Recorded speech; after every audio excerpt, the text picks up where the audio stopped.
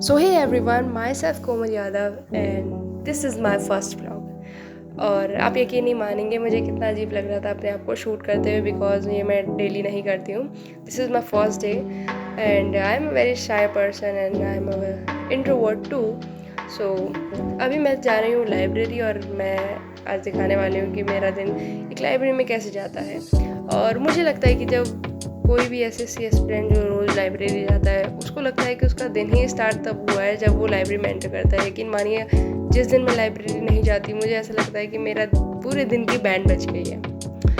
तो ऐसा क्यों है मुझे नहीं पता, बट ऐसा है. और क्या आप लोगों के साथ भी ऐसा है? कमेंट में ज़रूर बताइएगा. तो बेसिकली मैं अपना सारा घर का काम करके अपनी लाइब्रेरी के लिए निकलती हूँ, नहा धो के खाना पीना खा के.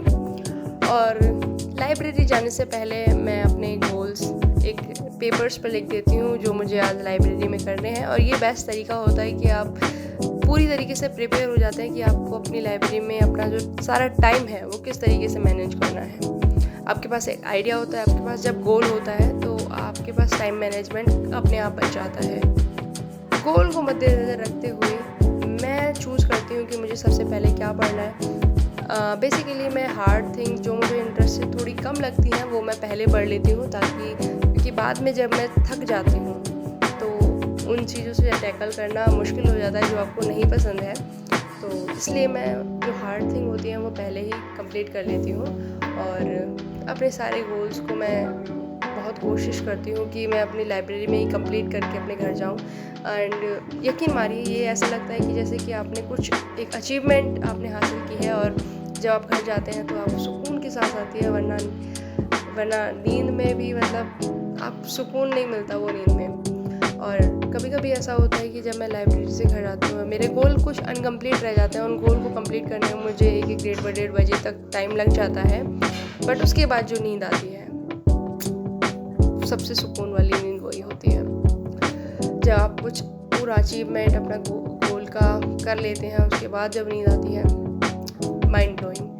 तो अपने सारे गोल्स को मैं कोशिश करती हूँ कि मैं अपने लाइब्रेरी में ही कंप्लीट करूँ. बट कभी कभी ऐसा पॉसिबल नहीं हो पाता है क्योंकि मैं गोल ज़्यादा लिख लेती हूँ या फिर टारगेट बड़े सेट कर लेती हूँ. लेकिन इट्स ओके, जब तक बड़े टारगेट सेट नहीं करोगे तो टाइम मैनेजमेंट कैसे सीखोगे.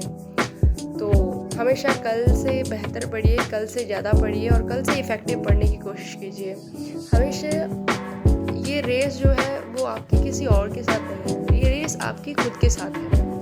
हमेशा ये सोचिए कि मुझे कल से बेहतर करना है. कल आपने किया वो वापस नहीं आने वाला, लेकिन कल आपने क्या किया, कैसे किया, ये आपको पता है. आप जो चीज़ आपके हाथ में है वो है अपने आज को बेहतर बनाना, एक अच्छी स्ट्रैटेजी को फॉलो करना. जो स्ट्रैटेजी काम नहीं है उसको मॉडिफाइड करके एक अलग स्ट्रैटेजी बना के काम करना.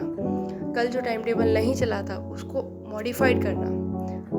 दैट्स इवोल्यूशन, कि आप किस तरीके से अपने आप को अडेप्ट करते हो आपके जो सराउंडिंग्स में चीज़ें हैं उनको मद्देनज़र रखते हुए. तो जिस तरीके का एग्ज़ाम उस तरीके की पढ़ाई कीजिए.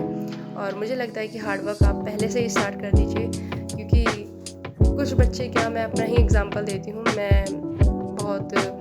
मैंने 1-2 बार ये गलती की है कि मैं जब एग्ज़ाम का जब 1 महीना होता है तभी मैं सीरियस होकर पढ़ती हूँ. और बाकी जो दिन होते हैं उससे पहले के लाइक 3 महीने पहले मैं बहुत चिल रहती हूँ और मैं चीज़ों को एकदम जैसे वो जा रही है रेंगते हुए उसी तरीके से ले जाती हूँ. लेकिन ये गलती मैं इस बार नहीं करना चाहती.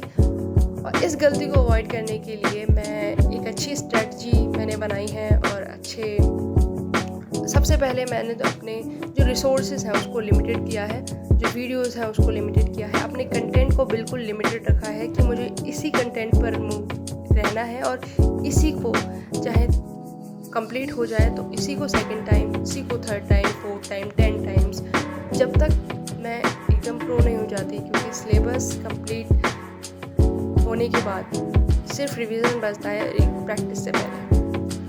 और प्रैक्टिस जम के कीजिए. प्रैक्टिस के बिना सिलेक्शन एसएससी का हो पाना मुश्किल है, नामुमकिन ही मान लीजिए. प्रैक्टिस नहीं करेंगे तो हर क्वेश्चन को टैकल करने की आपके पास ट्रिक कैसे आएगी. और टाइम मैनेजमेंट सबसे बड़ी बात है. आपको एसएससी वाले ये नहीं जानना चाहते कि आपको कितना नॉलेज आता है. वो जानना चाहता है आपका टाइम मैनेजमेंट अच्छा है कि नहीं है।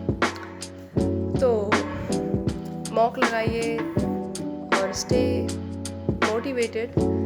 और सबसे बड़ी मोटिवेशन आप ही के अंदर है। आप क्यों करना है अगर आपको पता है तो आपको मोटिवेशन का ज़रूरत नहीं है। तो अच्छा करिए अपनी लाइफ में। And thank you and subscribe.